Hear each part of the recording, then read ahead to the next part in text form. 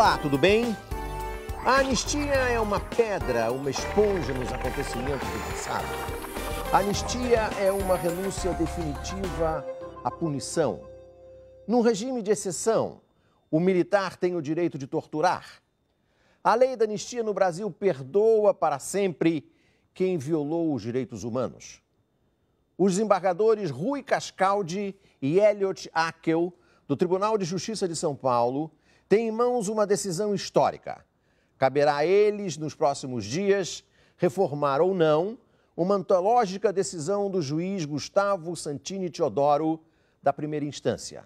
Santini Teodoro deu ganho de causa a membros da família Telles numa ação que movem contra o coronel Carlos Alberto Brilhante Ustra.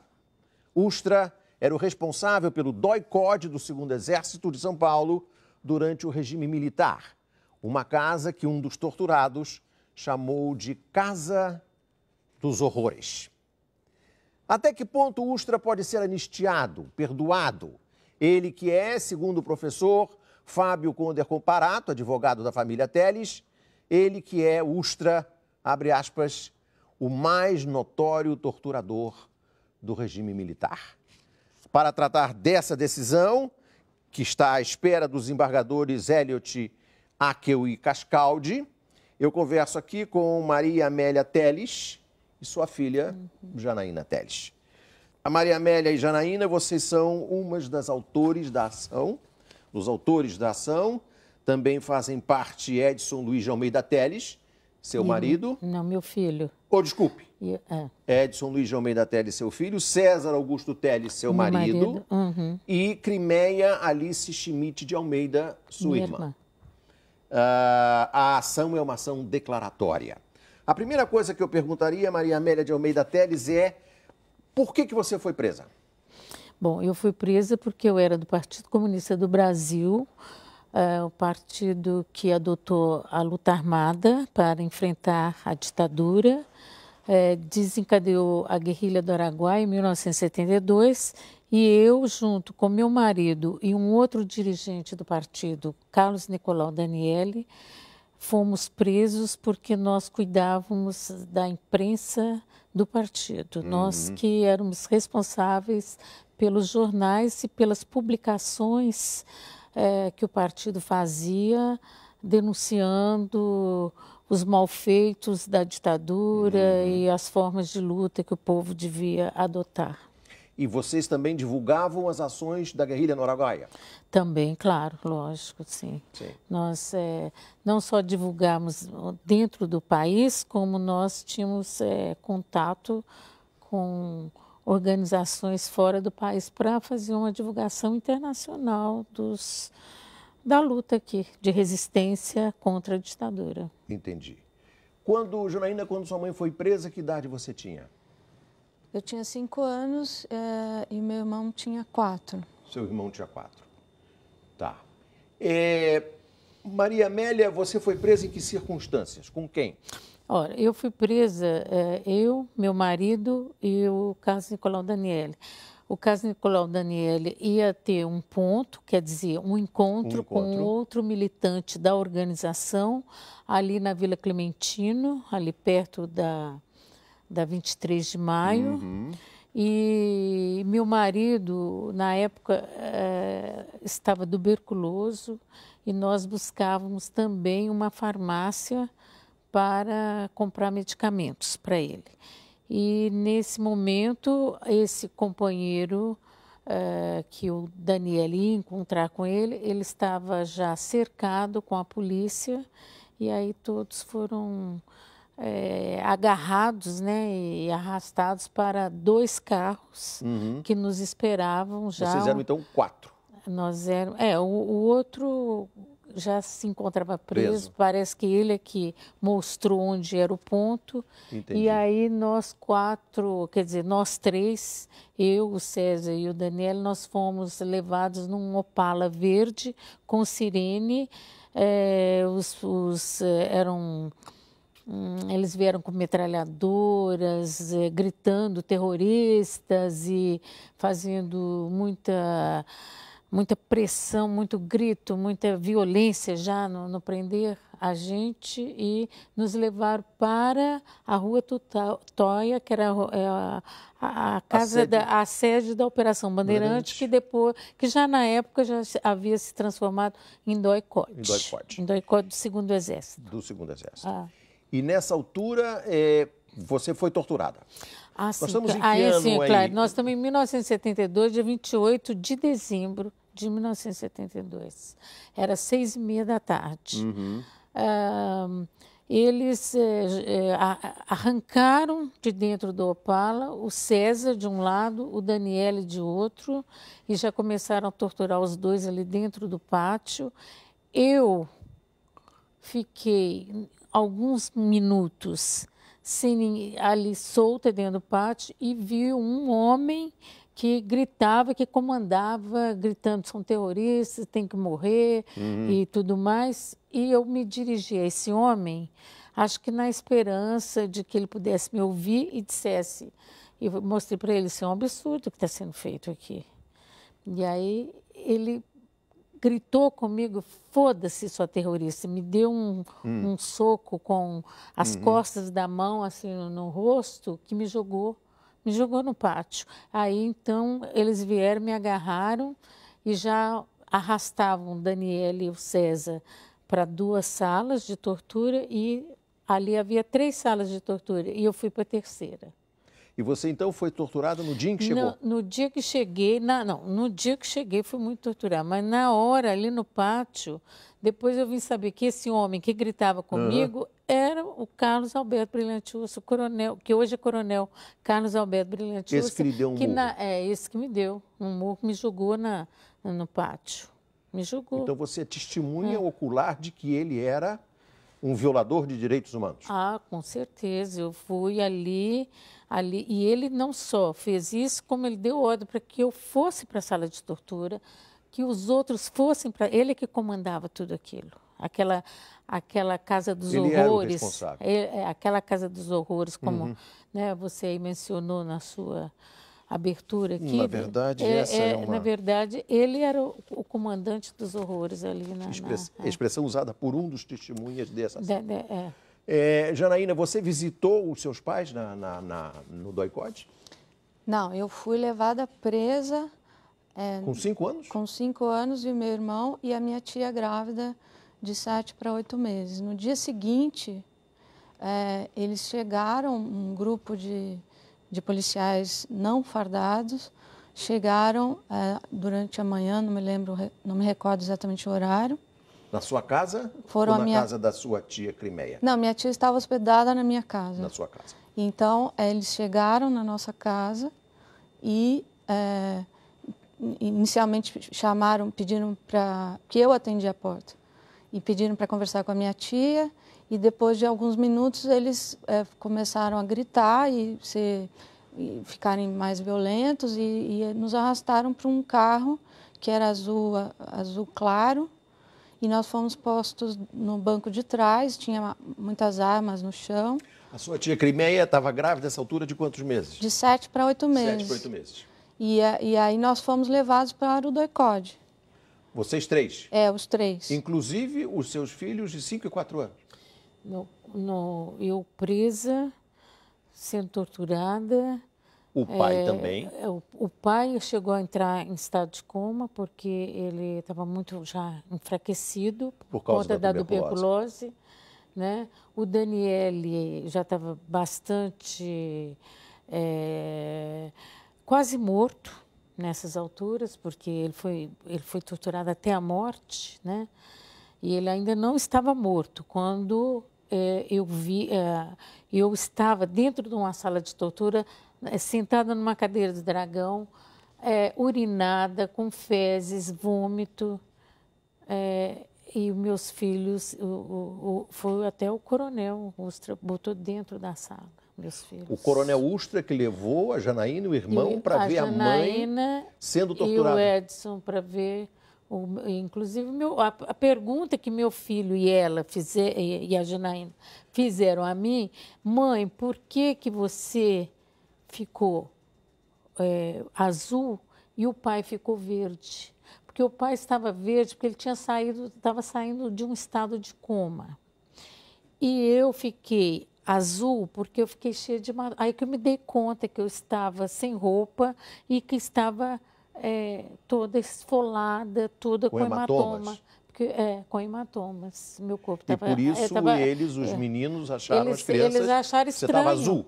Me chamaram de azul. Aí que eu Você lembra, Janaína, do Ustra levando vocês para ver a sua mãe assim? Não, eu não me lembro de vários detalhes, mas eu me lembro bem de um segundo momento em que a gente foi levado para uma cela, onde meus pais já estavam vestidos, com um prato de sopa, alguma coisa na mesa, que eu não lembro direito, mas a gente tentou abraçá-los, conversar, e eles mal reagiram, estavam muito debilitados, e isso eu achei muito estranho, porque eu nunca tinha ficado sem a minha mãe durante uma noite, né? Então, e a gente tinha o costume de abraçar, sentar no colo, essas coisas, e eles não conseguiram reagir muito. Eu me lembro muito dessa cena e me lembro que passei alguns dias lá, eu era levada todos os dias para... Se é todos os dias ao DOI-CODE? Eu era levada todos os dias para esse local e durante várias horas eu ficava no pátio, eu e meu irmão. E de vez em quando eles chamavam a gente para entrar dentro dessas salas, dessas celas. E durante a noite a gente era levado para uma casa grande, que era ali perto, porque não demorava muito para chegar. E a gente dormia perto da cozinha, numas camas dessas assim de militares, que você abre assim, sabe? E a gente cama de campanha? Cama de campanha. E a gente dormia nessa... E no dia seguinte era levado de novo para lá. Agora, em algum momento o coronel Ustra, naquela altura major, explicou por que ele levava os seus filhos para ver vocês? Não, ele não explicou nada. Ele não explicou nada. Ele só... Ali, durante as torturas, muitas vezes... os torturadores ali falavam que iam matar meus filhos. Às vezes chegaram a me dizer que a minha filha estava no caixão, a sua Janaína já está morta. Eles chegaram muitas vezes a dizer isso. E eles, como eles tiravam as crianças e depois eu não sabia se iam levar ou não, então ficava sempre na dúvida. Você não sabia para onde as crianças iam? Não, nunca soube. E nunca soube o que acontecia com eles. Eles nunca davam uma explicação, não. Eles ali, o tempo todo que eu fiquei ali, pelo menos nas 2 primeiras semanas, era só sendo torturada. A reação deles era só torturar. E os seus filhos lhe viam todos os dias depois da tortura? Ou depois, ou durante, ou dentro da sala. Durante a tortura eles chegaram a ver? Ou pelo menos eles eram levados no corredor, né?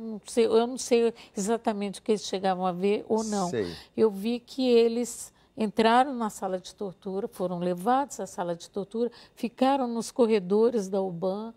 Às vezes chegava até... Eu ficava dentro da cela, tinha uma grade, a porta era de grade. Porta de cadeia, de grade. Eles levavam...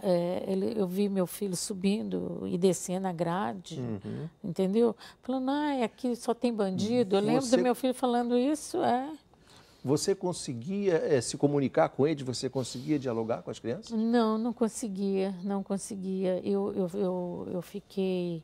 Eu vi ali uma ameaça muito grande, eu tinha muito medo que eles matassem os meus filhos ou então que ficassem com eles, adotassem eles. Né? Eu tinha medo, eu ficava entre essas 2 possibilidades e não conseguia conversar com eles. Agora, Janaína, quando eles levavam vocês para o DOI-CODE, eles diziam que estavam levando para onde? Por que como é que eles explicavam o fato de pegar vocês todos os dias?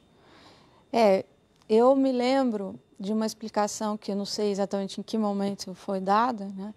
Porque depois de alguns dias, eles levaram a gente para Belo Horizonte, para a casa de um delegado de polícia, que era casado na época com a irmã do meu pai, mas que eu não conhecia a minha família, porque eu vivia na clandestinidade, então eu não conhecia esse delegado e tal.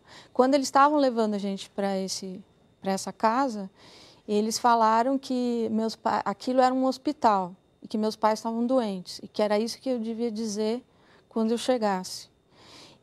Mas eu lembro que eu fiquei muito... Não entendi, porque no DOI-CODE, no pátio, havia muitos militares com roupa verde, de Sim, exército. Uniforme. De uniforme do exército. Sim. E eles ficavam jogando bilhar ali no pátio, e eles gritavam, era uma algazarra, e tinha muito barulho. E dentro do DOI-CODE, dentro das celas, a gente ouvia gritos, né? E era um lugar escuro. Você lembra de ter ouvido gritos de pessoas sendo torturadas? Bom, na época eu não sabia o que era. Sim. Mas eu lembro de gritos e eu lembro que era um lugar muito escuro. Uhum. Então eu achei que meus pais estavam doentes, porque como eles estavam muito machucados, eles não conseguiam se mexer direito, eu achava que eles estavam doentes. Mas eu achava que aquilo não era um hospital. Entendi. E eu fiquei confusa e eu perguntava para eles para onde que eles estavam levando a gente, onde estava minha mãe, onde estavam meus pais, e eles não respondiam ou diziam que isso não era da minha conta. Uhum. Então eu passei 6 meses na casa desse delegado, né, sendo maltratada, e toda vez que eu perguntava dos meus pais, ele dizia ou que não era da minha conta, ou que eles tinham me abandonado, ou em algumas vezes disseram que meu pai tinha morrido. Então eu pedi para escrever carta para eles, eu pedi para ter alguma notícia deles durante 6 meses e nunca tive notícia alguma. Nós vamos continuar no próximo bloco a discutir essa ação que membros da família Telles movem contra o coronel Carlos Alberto Brilhante Ustra. Mas antes nós vamos ver um outro episódio do quadro Eu Cheguei Lá. Hoje vamos conhecer a história da baiana Jurema Ávila. A Jurema chegou lá. Ela era vendedora de eletrodomésticos. Viajava muito para oferecer seus produtos. Ia de porta em porta, de cidade a cidade. E para ficar perto do filho de 6 anos, ela resolveu mudar de vida e abrir o próprio negócio. Em 2010, ela começou a costurar em casa. Com a ajuda do Sebrae, formalizou o negócio no ano passado. Eu já estava trabalhando informalmente. Aí eu vi uma campanha na televisão sobre o Sebrae falando que estava uma tenda numa praça aqui em Salvador. Aí eu disse, eu vou lá me formar.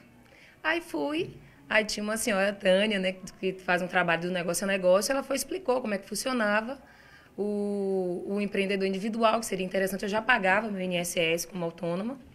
Então, quando ela me deu a proposta que eu ia pagar menos, ia ter os mesmos benefícios e ainda ter o direito do CNPJ, para mim foi perfeito. Hoje, além de consertos, Jurema confecciona as próprias peças. Já tem 3 máquinas industriais e 2 domésticas. Ao lado da irmã, trabalha duro na oficina. Jurema é beneficiária do Bolsa Família. E o negócio é uma oportunidade para sair do programa. Ela não quer só isso. Ela quer muito mais. Qual sonho que você tem? É montar uma loja e ter uma equipe de costureira. Você acha que você já está perto do seu sonho? Eu acho que daqui uns 4, 5 anos eu chego lá.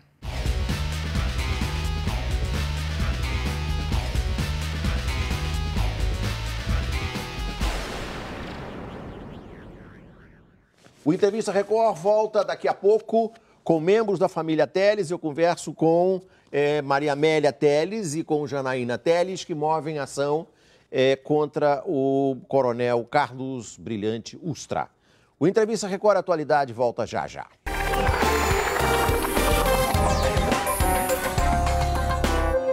O Entrevista Record Atualidade está de volta com Maria Amélia Telles e Janaína Telles, duas dos que movem uma ação contra o coronel Ustra. E eu vou iniciar esse bloco agora lendo a conclusão do memorial do advogado de vocês, Fábio Conder Comparato, ao Tribunal de Justiça de São Paulo. Diz assim: não é exagero afirmar que os órgãos oficiais de defesa dos direitos humanos no Brasil e no exterior estão com os olhos postos neste tribunal, que vai julgar se revisa ou não a decisão de primeira instância. E seria incompreensível, para dizer o mínimo, que o Tribunal de Justiça de São Paulo, no momento em que se instala e começa a funcionar uma comissão da verdade, se recusasse a reconhecer que o mais notório torturador do regime militar é civilmente responsável perante os apelados, vocês, pelas ignominiosas atrocidades contra eles cometidas. A primeira coisa que eu acho que o nosso espectador precisa entender, tanto Janaína quanto Maria Amélia, é por que vocês entraram com uma ação e também entraram com a ação Crimeia Alice Schmidt, Edson Luiz de Almeida Teles e César Augusto Teles. Por que vocês entraram com uma ação declaratória? Ou seja, vocês não querem dinheiro do Coronel Ustra? Não, não. O que vocês querem? Não, nós queremos é que esse fato seja reconhecido pela sociedade, reconhecido pelo Estado, no sentido de ver que o Estado cometeu essa atrocidade, quer dizer, o Coronel Ustra agiu em nome do Estado, num estado de exceção, num estado terrorista, e nós queremos que a sociedade saiba disso, que é uma forma, o conhecer a verdade é uma forma de justiça também, nós entendemos assim. Então, é isso que nós queremos, né? Ele tem que ser declarado, como já foi na primeira instância. Isso. Diga de passagem que ele já foi, que já foi uma grande vitória. Foi declarado torturador. Ele é responsável pelas torturas que nós sofrimos, porque ou ele torturou diretamente ou ele comandou esses torturadores a fazer essas atrocidades contra nós. Claro. Né? Então, esse é o nosso objetivo.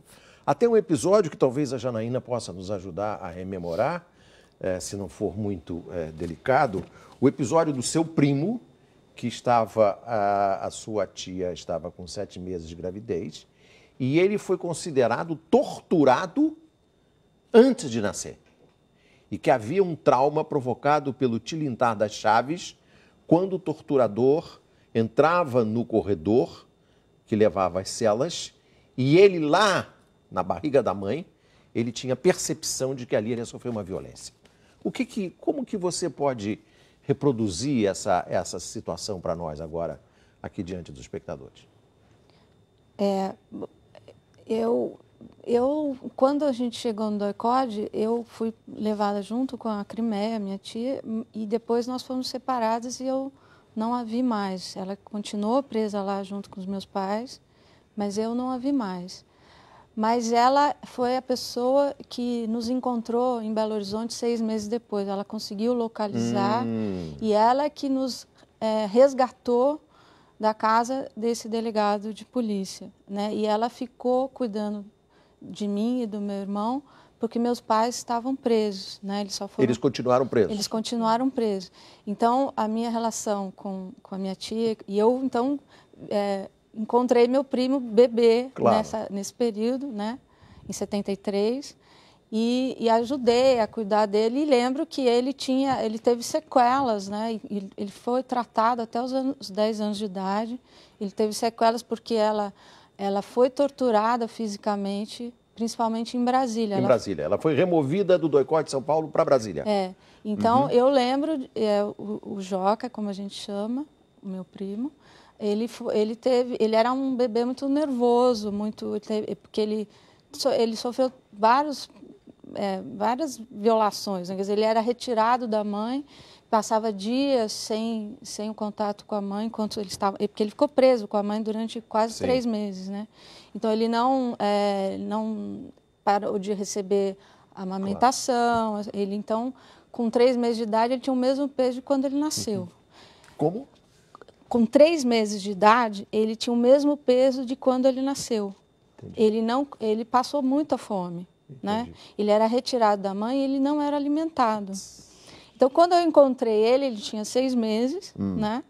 E ele era um bebê difícil, a gente cuidava muito dele, dava trabalho. Ele dava trabalho, a gente dava muito carinho para ele, mas ele era um bebê difícil. No processo, no julgamento, o Coronel Ustra nega tudo, ele disse que nunca torturou, ele admite que era o chefe do DOI-CODE, dessa casa de horrores, como uma das testemunhas disse. O juiz Santini Teodoro considera também que, mesmo sendo ele um militar e tendo a lei da anistia, não há nunca o direito de torturar, Nunca se pode torturar. Lógico. Agora, eu pergunto, ele não leva como testemunha para o processo ninguém que estivesse no doicode, portanto, pudesse dizer, eu estava no doicode e vi que ele não torturou?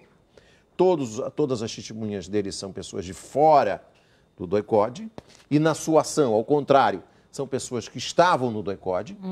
E eu pergunto, Maria Amélia, a sua irmã, ela também viu o Ustra? Ela também testemunhou dizendo que o Ustra é um torturador? Sim, ele torturou minha irmã pessoalmente. Pessoalmente. Ele torturou minha irmã, apesar da minha irmã estar grávida de 7 meses, minha irmã foi torturada, inclusive levou choques na barriga. Levou choques na barriga. Esse episódio do meu sobrinho com problema com o tilitar das chaves, né, que ele tem um problema, é um problema que o persegue até hoje, é que eles pegavam a chave, os torturadores, para abrir a cela e tirar a mãe, e não tiravam a mãe e torturavam. Isso dentro aqui da Operação Bandeirantes, porque depois ela é torturada em Brasília também. No PIC. Inclusive no Ministério do Exército. No prédio do Ministério do Exército? No Ministério do Exército, no prédio do Ministério do Exército. Mas ele quer dizer que é interessante, é que ele está dentro da barriga da mãe e ele, quando os militares pegavam a chave e faziam barulho da chave, a barriga da minha irmã soluçava, era o soluço dele. E ele ficou por anos e anos, quando ele ouvia o barulho da chave em casa, na rua, ele tinha soluço. O soluço voltava, né? Tanto é que a comissão aqui de indenização aqui do Estado de São Paulo, que funciona na Secretaria de Justiça, ao indenizar os presos políticos que foram torturados em São Paulo, considerou o Joca também como sendo um preso político torturado. Embora ele não tenha nascido aqui, ele estava na barriga da mãe. Entendi. Ele nasceu Você foi em Brasília. Aqui foi, em São Paulo foi indenizado. Você foi, Janaína? O Edson e o Joca fomos indenizados por ter sido levados para o doicode. Aqui em São Paulo, eu, minha irmã, meu marido e os 3 filhos, né, que hoje são adultos, foram indenizados. Mas o que é mais surpreendente é meu sobrinho. Claro. Porque meu sobrinho não tinha nascido. É uma decisão inédita. Inédita da e justiça. Essa questão da chave, por exemplo, eu entrevistei 80 presos políticos. Você é historiadora, não é isso? Eu sou historiadora, entrevistei 80 presos. Especializada em regime militar? Sobre a ditadura militar. E eu entrevistei num projeto da USP e da Ford, Unicamp, 80 ex-presos políticos, a maioria de São Paulo. E todos eles, todos não, mas a maioria fala que se lembrava espontaneamente. Eles falam que se lembram desse tilitar das chaves quando ia abrir a cela de alguém no doicode de São Paulo, porque era sinal de que alguém ia ser levado para ser torturado. Então, todos falam disso. Agora, Janaína e Maria Amélia, vejam bem, o professor Comparato, além de ser advogado de vocês, ele foi também advogado da família Merlino. Isso, foi. E o jornalista que foi assassinado também no doicode. E ele conseguiu para a família Merlino duas indenizações de 50 mil reais cada uma. Isso está sob recurso também. E eu pergunto, declarada a qualidade de torturador do Coronel Ustra, vocês não pensariam numa ação indenizatória? Por hora, não. Nós queremos a declaração. Nós queremos inscrever o Ustra, o Carlos Alberto Brilhante Ustra, Coronel Carlos Alberto Brilhante Ustra, na lista dos torturadores. Né? Oficialmente, segundo a Justiça. Porque os ex-presos políticos, até os próprios torturadores denunciam o Ustra, né? Interessante que esse livro aí que foi publicado, Cláudio Guerra, que é um matador, um delegado de polícia que matou presos políticos. Histórias de uma guerra suja. Memórias de uma guerra suja. ele fala do Ustra, né, como torturador e denuncia. Quer dizer que ele já é conhecido, é um dos grandes, um dos maiores como diz responsáveis o professor pela tortura. O mais notório torturador. O mais notório e um dos... E se vocês perderem a ação? Não vão perder, eu não acredito, não. No Eu recurso? não acredito. Eu não acredito porque não é possível que a Justiça, o Tribunal de Justiça aqui de São Paulo, vá fazer uma vergonha dessa, porque seria uma vergonha. A primeira instância já declarou o Ustra como torturador. Nós temos uma comissão da verdade hoje instalada, que o mundo inteiro está olhando para ela. Nós temos uma sentença da Organização dos Estados Americanos, da OEA, condenando o Brasil por não localizar desaparecido político. Exatamente por causa da Guerra do Araguaia. E por não processar os responsáveis pelos desaparecimentos na guerrilha do Araguaia. Isso. Nós achamos pouco provável que a sentença seja reformada justamente porque há, tanto em nível nacional quanto internacional, há uma vontade política de revisar e rever esse passado recente do Brasil, né? Então, acho que o Comparato colocou bem, quer dizer, o TJ, o tribunal sabe... Os olhos do mundo estão sobre a Justiça de São Paulo. Exato. A gente espera que eles sejam sensíveis a esse espírito. A família Merlino mesmo ganhou já na primeira instância. Já ganhou. Já foi. Quer dizer, e contra a família Merlino, é bom que se diga, está com uma ação contra o coronel Carlos Alberto Brilhante Ustra. Também. É o mesmo réu do nosso caso, é o da família Merlino. Portanto, eu espero que realmente porque a questão da anistia, independentemente porque ainda tem uma discussão... E o juiz aqui diz claramente, o juiz Santini Teodoro, que esta decisão dele não significa afrontar a lei da anistia. Não está se tratando aqui de lei da anistia. É uma área então, civil, porque ainda tem um aspecto a ser discutido no STF sobre a lei da anistia, que é se a lei da anistia abrange ou não os crimes de desaparecimento, porque eles são considerados... Isso é uma outra questão. Então, porque eles são considerados crimes continuados. Né? Então, se o corpo não apareceu, o crime continua em andamento. Independentemente desse debate, que já aconteceu em 2010, mas que ainda não terminou, né? A nossa ação diz respeito, não é uma ação criminal, diz respeito simplesmente a que a Justiça... declare a responsabilidade do Ustra nesses fatos. Né? Então, para nós, parece improvável isso. Né? Vocês já foram chamadas para depor na Comissão da Verdade? Não, ainda não. O que você espera da Comissão da Verdade, Maria Amélia? Eu espero que ela traga verdade para esse país. Nós estamos precisando, né? Que ela apure esses fatos que são... denunciados há pelo menos quase 40 anos ou mais, né? Que ela apure, que ela aponte os responsáveis por esses crimes de sequestro, tortura, assassinato, ocultamento de cadáveres. Né? Nós queremos, inclusive, que a Comissão da Verdade focalize nos mortos e desaparecidos, porque esses não têm... Eu fui uma vítima da ditadura, sou sobrevivente, estou aqui falando. Esses nunca puderam falar.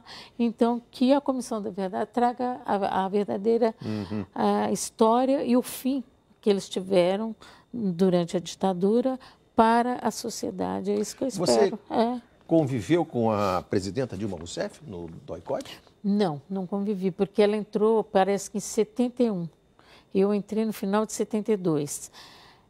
O DOI-CODE é o período da tortura, o período que ali para sobreviver é difícil.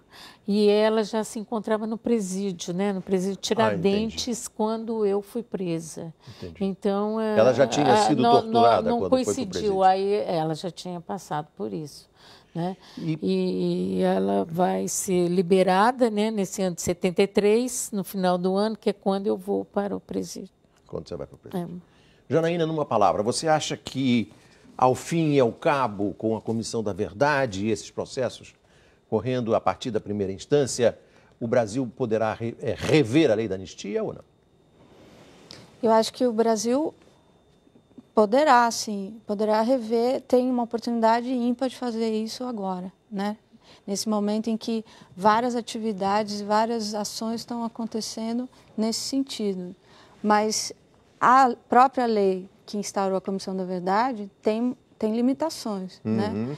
Então, o fato não haver nenhum dispositivo, por exemplo, na lei que obrigue legalmente que os algozes, os responsáveis por esses crimes falem, vai limitar muito as possibilidades dessa Comissão da Verdade. Além do fato que nós já foi noticiado na semana retrasada que cerca de 19 mil documentos do antigo SNI foram queimados, né, em 80, 81. Exato. Então, uma série de, tanto do ponto de vista documental quanto do ponto de vista do testemunha, a ação da Comissão da Verdade está bastante limitada. Então, acho que a ação contra o USTA, a ação declaratória das duas famílias, aponta um outro formato que é... Uma alternativa. Uma alternativa que complementaria uma ação, por exemplo, da Comissão da Verdade. Seria uma forma de rever a lei da anistia. Não, eu acho que ela, independentemente da lei da anistia, ela aponta uma alternativa que é fazer, através da justiça, por meios legais, fazer com que tanto as vítimas quanto os algozes falem, testemunhem perante a justiça num ambiente público. No ambiente né? público. Então, eu acho que talvez essa seja uma alternativa que complemente, não é contraditório. Claro. Que torturadores e torturados se encontrem debaixo da lei. Exatamente. E acho que isso é uma esperança, é um sinal de esperança. Maria Amélia de Almeida Teles, muito obrigado.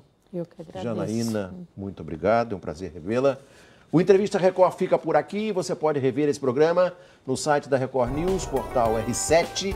Boa sorte, Record News, jornalismo 24 horas.